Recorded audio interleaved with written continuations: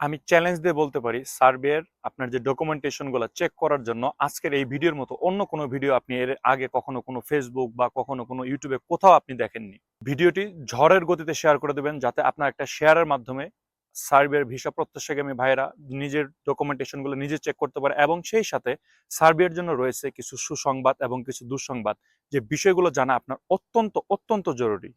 Hello guys, আসসালামু আলাইকুম। কি অবস্থা সবার? সবাই কেমন আছেন? আশা করি ভালো আছেন। আলহামদুলিল্লাহ আমি ভালো আছি। বরাবর মতো আপনারা অনেকেই প্রশ্ন করেন সার্বিয়ার নিত্য নতুন আপডেট নিয়ে। সেই ধারাবাহিকতায় সার্বিয়ার কিছু নতুন নিয়ম চেঞ্জেস আসছে।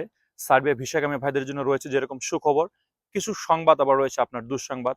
এবং আজকে আমি এই ভিডিওর মাধ্যমে তুলে ধরবো এমন কিছু ওয়েবসাইট যেখানে আপনি আপনার ডকুমেন্টেশন গুলো, আপনার ওয়ার্ক পারমিট, আপনার অনলাইন অ্যাপ্রুভাল, আপনার কোম্পানি, আপনার সবকিছু ঠিকঠাক রয়েছে কিনা এগুলো চেক করতে পারবেন। তার কারণ এই ভিডিওতে আমি যে ওয়েবসাইটগুলোর কথা শেয়ার করব এর আগে আপনি কখনো কোনো ফেসবুক বা ইউটিউব চ্যানেলে এই ভিডিওটি আপনি পাবেন না, বা এই ওয়েবসাইটের নামগুলো আপনি পাবেন না, যেখান থেকে আপনি ইনশাল্লাহ 100% শিওর হতে পারবেন যে আপনার ডকুমেন্টেশনগুলো ফেক না অরিজিনাল। সো আশা করব ভিডিওটি না টেনে সম্পূর্ণ দেখবেন। তার আগে বলে নিই, ভিডিও যদি আপনারা ফেসবুক থেকে দেখে থাকেন ঝড়ের গতিতে শেয়ার করে দিবেন এবং পেজটিকে ফলো করে রাখবেন। আর যদি ইউটিউব থেকে দেখে থাকেন তাহলে আমি বলবো যে আপনি যদি আমাদের চ্যানেল নতুন হয়ে থাকেন তাহলে অবশ্যই চ্যানেলটি সাবস্ক্রাইব করে দিবেন এবং পাশে আসা বেল আইকনটি ছেড়ে দিবেন। আর যদি সাবস্ক্রাইব করে থাকেন, thanks a lot. So let's get start the video. তো চলুন ফার্স্ট অফ অল কথা বলা যাক আপনারা সার্বিয়ার যে ডকুমেন্টেশন গুলো রয়েছে, আই মিন আপনার যে ওয়ার্ক পারমিট, আপনার অনলাইন অ্যাপ্রুভাল, আপনার কোম্পানি ঠিক রয়েছে কিনা, এই বিষয়গুলো আপনারা কোথায় চেক করবেন। বিগত দিনে আমার চ্যানেলে ভিডিও দেওয়া আছে, আপনারা কোম্পানি ওয়ালে গেলে চেক করতে পারতেন, বাট এর থেকেও আরো অথেন্টিক একটা ওয়ে রয়েছে। এখন আপনারা স্ক্রিনে যে নামটি দেখতে পাচ্ছেন সেই বিষয়টা। সো এই ওয়েবসাইটে যেয়ে যদি আপনি সার্চ করেন তাহলে আপনি আপনার যে কোম্পানিটা, আপনার সবকিছু ঠিকঠাক রয়েছে কিনা আপনি এখান থেকে অথেন্টিক নিউজ পাবেন। কেন বলতেছি কথাটা? আপনার এজেন্সি আপনাকে একটা ওয়ার্ক পারমিট বা আপনাকে একটা জব কন্ট্রাক্ট ধরিয়ে দিল, সেখানে তাদের নিজের মন মতো কিন্তু তারা আপনার নিজেদের যে আপনার ইমেল অ্যাড্রেস গুলো সেগুলো ব্যবহার করতে পারে এবং আপনার যে পিআইবি নাম্বার এবং এক্সেট্রা এক্সেট্রা এগুলো ব্যবহার করতে পারে। যারা আপনাকে ফেক পারমিট দিচ্ছে কোনো একটা কোম্পানির নাম দিয়ে, তারা আপনার এই যে ইমেল অ্যাড্রেস গুলা এখানে যদি আপনি মেল করেন তারা কিন্তু আপনাকে বলবে যে জিনিসটা সঠিক রয়েছে, বাট সার্বিয়ার যে এম্বাসি রয়েছে তারা যে ওয়েবসাইটে গিয়ে জাস্টিফাই করে এটা হচ্ছে আপনার এপিআর। আপনি সবার প্রথমে গুগলে যাবেন, গুগলে যাওয়ার পরে এপিআর লিখে সার্চ দিবেন তাহলে আপনারা এটা পেয়ে যাবেন, অথবা সম্পূর্ণ যে ওয়েবসাইটটা আছে আমি সেটার নাম দিয়ে দিলাম সেটা লিখে আপনারা সার্চ দিবেন। এইখানে আসার পর আপনারা ফার্স্টে যে দেখতে পাচ্ছেন এই লিঙ্কে প্রবেশ করবেন। লিঙ্কটাতে প্রবেশ করার পর আপনারা দেখবেন এগুলা সার্বিয়ান ভাষায় লেখা। আপনারা অবশ্যই এটাকে ট্রান্সলেট করে নেবেন এবং সবার আগে আপনারা যদি মানে ফোন থেকে জিনিসটা চেক করেন তাহলে অবশ্যই ডেস্কটপ সাইড মোডটা অন করে নেবেন, তাহলে আপনার সুবিধা হবে। আপনি দেখেন এখানে হাজার হাজার কোম্পানি রয়েছে, এইখান থেকে আপনি রেজিস্টার যে অপশন রয়েছে সেখানে গিয়ে আপনি আপনার যে কোম্পানির নাম রয়েছে সেগুলোর রেফারেন্স দিয়ে আপনার এখানে সার্চ করবেন। সার্চ করার পরে যদি এখানে আপনার কোম্পানি কোনোভাবে ডিঅ্যাক্টিভেট বা কোনো লিখা না আসে বা এটার যদি কোনো কিছুই আপনার না থাকে তাহলে বুঝবেন যে দেয়ার ইজ সামথিং ফিশি, আপনার কোম্পানিটা মানে ঠিক নেই।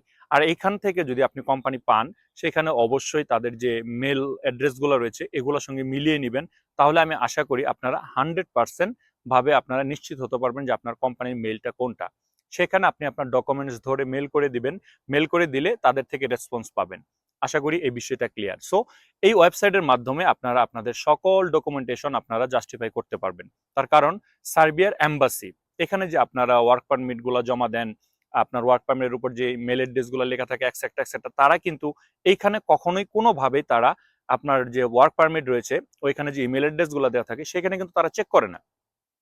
কথাটা আমি কেন বলতেছি এবং জোর দিয়ে বলতেছি, 100% যারা এম্বাসিতে কাজ করে তাদের সঙ্গে আমার রেগুলার যোগাযোগ হয়, আমি তাদের মাধ্যমে খবরটা নিয়ে আপনাকে বলতেছি। তারা সবার প্রথমে একটা ওয়ার্ক পারমিট আসলে আপনার এই এপিআর ওয়েবসাইটে গিয়ে সার্চ দেয়, সেখান থেকে যে মেল অ্যাড্রেস গুলো থাকে সেখানে তারা আপনার মেল করে। সেখান থেকে যদি কোনো রেসপন্স না আসে দেন অনেক সময় অনেক কোম্পানি আপডেট করে, এখানে আপডেট হতে দেরি হয়।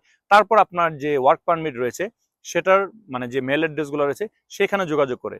দুইটা থেকে যদি কোনোভাবে কোনো রেসপন্স না আসে তাহলে আপনার ভিসাটা রিজেক্ট হয়ে যায় এবং কারণ হিসেবে আপনাকে দেখায় যে আপনার যে মানে আপনি দেশে আসবেন, আসার পর আপনি এখানে থাকবেন না, আপনি অন্য কোথাও চলে যাবেন। যে সকল ভাইদের আপনার যে মানে আপনার ভিসা রিফিউজড হয়, মানে মোস্ট অফ দেম যে কারণটা এটা হচ্ছে একটা কারণ, এর জন্য আপনার ভিসার রিফিউজটাও হয়ে যায়। সো ভিসা রিফিউজড হলে অনেকে বলেন যে আপনারা আপিল করবেন। আপিল করার ক্ষেত্রে আপনার হাতে শুধুমাত্র যেদিন আপনি মেলটা পাবেন আপনার ভিসাটা রিফিউজড হয়েছে সেখান থেকে মাত্র 8 দিন সময় থাকবে। এই 8 দিনের ভেতরে আপনার সবকিছু করতে হবে। আপনি আপনার কোম্পানি থেকে নতুন করে ইনভিটেশন লেটার এবং আপনার কভার লেটার নিয়ে এবং আপনার ডেডলাইনটা কি, কোন কারণে তারা আপনাকে রিফিউজ দিল, এই বিষয়টা নিয়ে আপনারা মেল করলে আপনারা মানে আশানুরূপ যদি সবকিছু ঠিকঠাক থাকে তাহলে দেখা যাচ্ছে আবার অ্যাপ্রুভাল আসে। সেটা মানে আবার কেমন, সেটা হচ্ছে আপনার মানে হাজারে একটা, বা আমি বলবো যেটার তুলনামূলকভাবে যে রেশিওটা আপনার আপিল করলে অ্যাপ্রুভাল আসে সেটা খুবই কম। সো আপনি চাইলে এর থেকে নতুন করে আবার আবেদন করতে পারবেন। তবে এখন যে জিনিসটা আমি শেয়ার করব, যে জিনিসটা সার্বিয়ার একটা বড় পরিবর্তন, আমি বলবো এটা আপনার জানা দরকার।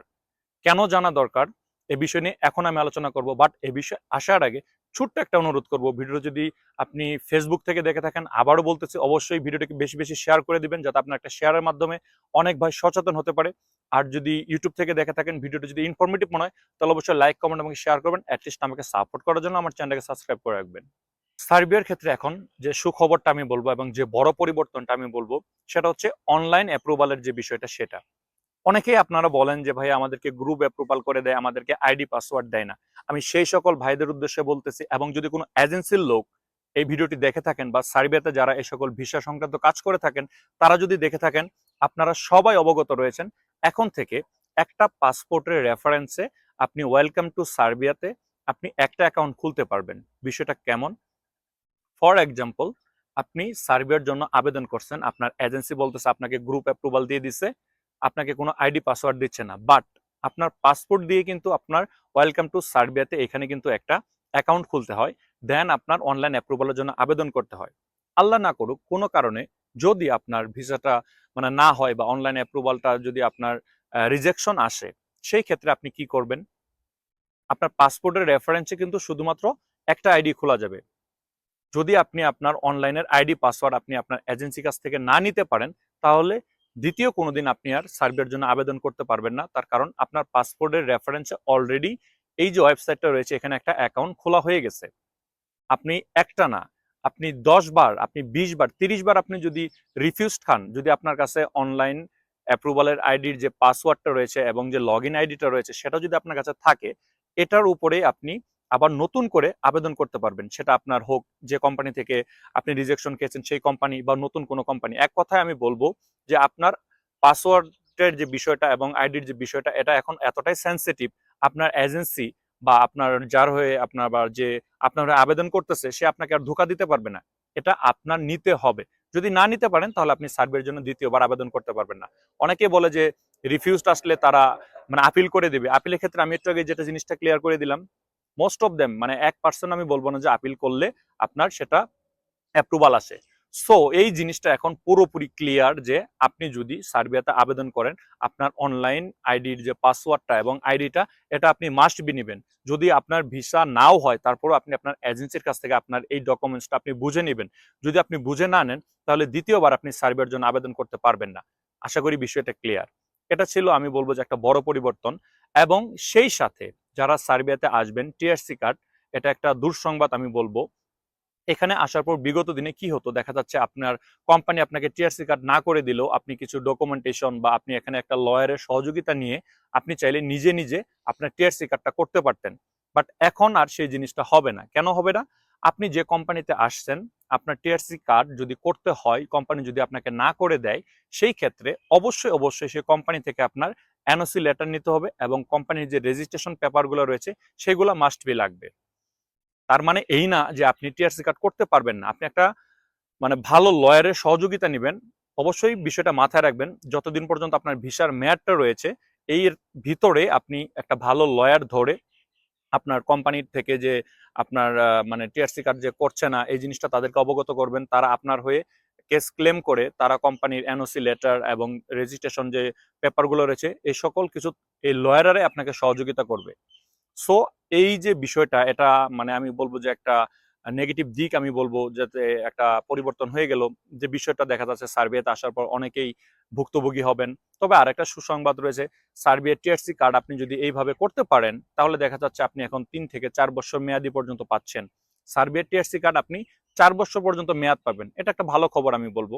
অনেকেই বলেন যে এখানে আসার পর আপনারা ভিজিট ভিসায় আসবেন, আসার পর এখানে কাজবাজ করবেন। এই যে বিষয়টা এখানেও একটা নতুন নিয়ম তারা নিয়ে আসছে, সে বিষয়টা কি? সেই বিষয়টা হচ্ছে যে আপনি এখানে যদি ভিজিট ভিসায় আসেন, আপনার মাস্ট বি এই দেশটা আবার ত্যাগ করে যেতে হবে। আই মিন আপনার অবশ্যই রিটার্ন করতে হবে। যদি আপনি রিটার্ন না করেন তাহলে এখানে কোনোভাবেই আপনি মানে ওয়ার্ক ভিসায় কনভার্ট করতে পারবেন না। তবে একটা ওয়ে রয়েছে, সেই ওয়েটা কি, আপনি এখানে ভিজিট ভিসায় আসলেন, আসার পর আপনি এখানে কোনো একটা কোম্পানিকে কনভিন্স করে একটা work permit, job contract, everything সবকিছু নিয়ে আপনি আবার আপনার দেশে চলে গেলেন।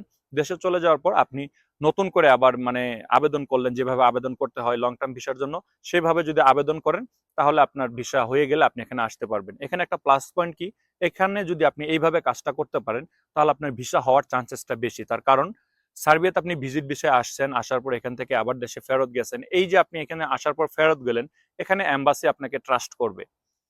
সো আপনারা যারা বলেন যে ভিজিট ভিসায় এখানে আসবেন, আমি তাদের উদ্দেশ্যে বলবো যে ভিজিট ভিসার আবেদনটা আপনারা নিজেরাই করতে পারবেন। এর জন্য আপনার কোনো এজেন্সির দ্বারস্থ হওয়ার দরকার নেই।